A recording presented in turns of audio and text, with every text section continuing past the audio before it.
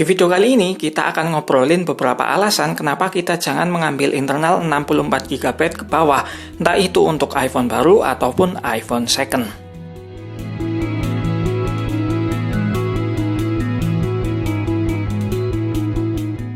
Assalamualaikum warahmatullahi wabarakatuh, bertemu lagi dengan Mas Not. Sebelum kita lanjut, disclaimer dulu. Kalau di video ini merupakan pure pikiran Mas Not sendiri mengenai alasan-alasan yang akan Mas Not utarakan, di mana pemikiran setiap orang tentang kapasitas internal ini pasti berbeda-beda. Oke, lanjut. Ya, setiap tahun bahkan setiap bulan hampir semua data aplikasi bakal tambah besar dengan bertambahnya patch yang diperbarui. Patch ini tentu berfungsi untuk menambah fitur baru ataupun menambah keamanan aplikasi tersebut terhadap malware yang ada. Untuk iPhone sendiri, jika ada aplikasi yang harus diperbarui, tapi oleh kita belum diperbarui, biasanya aplikasi tersebut tidak akan berjalan dengan normal, atau bahkan sama sekali tidak bisa digunakan. Di sini saya contohkan untuk aplikasi WA, di mana jika WA ini ada notifikasi untuk diperbarui, tapi sama kita belum diperbarui, maka WA ini seringnya tidak berjalan dengan normal, atau sama sekali tidak bisa digunakan. Seperti tidak bisa update status, notifikasi menjadi delay, atau bahkan tidak bisa kirim pesan sama sekali. Contoh lainnya di aplikasi game Mobile Legends, yang dimana jika ada update patch terbaru, maka sistem mengarahkan kita harus update dulu. Karena jika tidak diupdate, maka sama sekali tidak bisa dibuka, dan tetap akan dialihkan ke perbaruan tadi. Selain itu, data aplikasi ini setiap hari pasti akan terus bertambah, dengan seiringnya kita membuka dan menggunakannya, karena ada sebuah sistem yang dinamakan cookie dan cache. Terus, apa sih cookie dan cache? Cookie yaitu sebuah sistem yang menyimpan data yang kita input di sebuah aplikasi ataupun browser, seperti email dan juga password. Contohnya di aplikasi Facebook, di mana ada sistem pindah akun dengan klik gambar saja tanpa harus masukkan email dan password lagi. Sedangkan cache yaitu sebuah sistem yang digunakan untuk menyimpan data situs yang sudah pernah dikunjungi pada browser, sehingga ketika kita mau membukanya lagi, kita tidak menunggu untuk loading kembali. Saya contohkan di aplikasi Safari, di mana ketika kita coba lihat di data situs web tersebut, maka sudah banyak sekali riwayat situs yang kita buka, dan data yang digunakan juga cukup besar. Riwayat ini bisa kita hapus walaupun dengan konsekuensi ketika kita buka kembali Safari, maka ketika masuk akan cukup lama karena harus loading kembali. Di sini bisa kita lihat untuk aplikasi yang Mas Not gunakan, walaupun ketika pertama download hanya ratusan MB saja, tapi setelah kita masuk aplikasi tersebut dan sudah download full data, maka akan berubah menjadi bergiga-giga.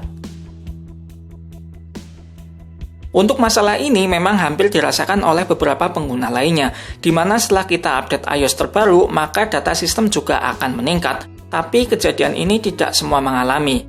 Contohnya Mas Not sendiri, di mana untuk iOS terbaru ini, yaitu 15.5, data sistem tergolong stabil, yaitu berkisar 1-10 GB. Tapi ketika running di bawah 15.5 kemarin, data sistem sempat mencapai 40 GB lebih. Mungkin untuk pengguna yang internalnya lega, tidak terlalu berasa ya. Tapi untuk internalnya yang kurang, data sistem sampai 20 GB lebih sudah sangat mengganggu. Ya, walaupun data ini bisa saya katakan data dinamis, karena setiap kita membuka penyimpanan iPhone, maka data sistem ini juga akan berubah. Bisa lebih sedikit atau bahkan lebih banyak, karena data ini tergantung pemakaian aplikasi di iPhone kita. Mungkin untuk mengurangi data sistem ini, kita bisa menonaktifkan iPhone tersebut secara rutin, bisa seminggu sekali, atau bisa juga force close secara paksa. Untuk tahun 2022, memang hampir semua pekerjaan dilakukan melalui handphone, entah itu oleh pelajar, oleh karyawan, dan wirausahawan ataupun pekerjaan lainnya. Contohnya untuk pelajar, di mana hampir semua tugas sekolah ataupun pembelajaran sehari-hari itu dilakukan di rumah dan lewat HP.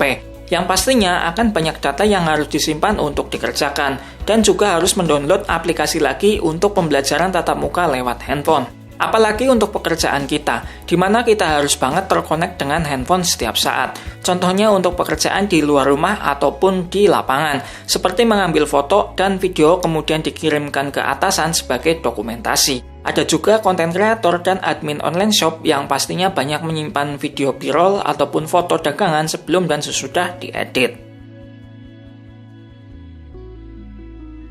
Ya, setiap keluaran iPhone terbaru pasti menawarkan chipset yang semakin maju, di mana hal ini pasti akan meningkatkan performa dan kinerja kamera tersebut yang pastinya akan banyak sekali pilihan resolusi foto dan video. Contohnya saja untuk iPhone keluaran terbaru sekarang ini, di mana sudah ada pilihan foto RAW, yang pastinya data setiap jepretan itu sangat besar, yang berfungsi agar data di gambar tersebut bisa kita edit semaksimal mungkin dengan hasil yang kita inginkan. Dan tentunya resolusi RAW ini akan berbeda hasilnya dengan yang sudah mengalami pemrosesan di iPhone tersebut. Ada juga untuk video, di mana sudah ada fitur sinematik yang diharuskan menggunakan resolusi 4K ke atas.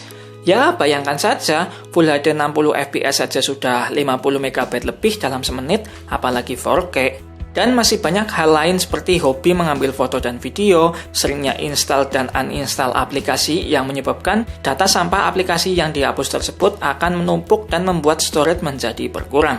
Di mana dari pemakaian Mas Note sendiri untuk jangka panjang sebagai HP utama, saya merasakan kekurangan internal jika yang dipakai 64 GB ke bawah, walaupun sebenarnya kita bisa mendapatkan free iCloud 5 GB dan iCloud Plus yang berbayar, tergantung kapasitas dari iCloud Plus tersebut dan setiap region masing-masing. Selain itu juga, mungkin cara yang lain agar internal tetap terjaga yaitu dengan rutin membackup atau menghapus data seperti foto video yang sudah tidak penting, atau dengan mendownload aplikasi yang dirasa penting saja. Mungkin itu tadi ya beberapa alasan kenapa kita jangan mengambil iPhone dengan internal 64 GB ke bawah. Karena semakin kesini pasti data sistem akan semakin bertambah dan storage pun akan menjadi cepat habis. Jika ada pertanyaan seputar video ini ataupun iPhone lainnya, bisa tulis di kolom komentar atau langsung saja DM Instagram Mas Note. Semoga video ini bermanfaat dan terima kasih. Wassalamualaikum warahmatullahi wabarakatuh.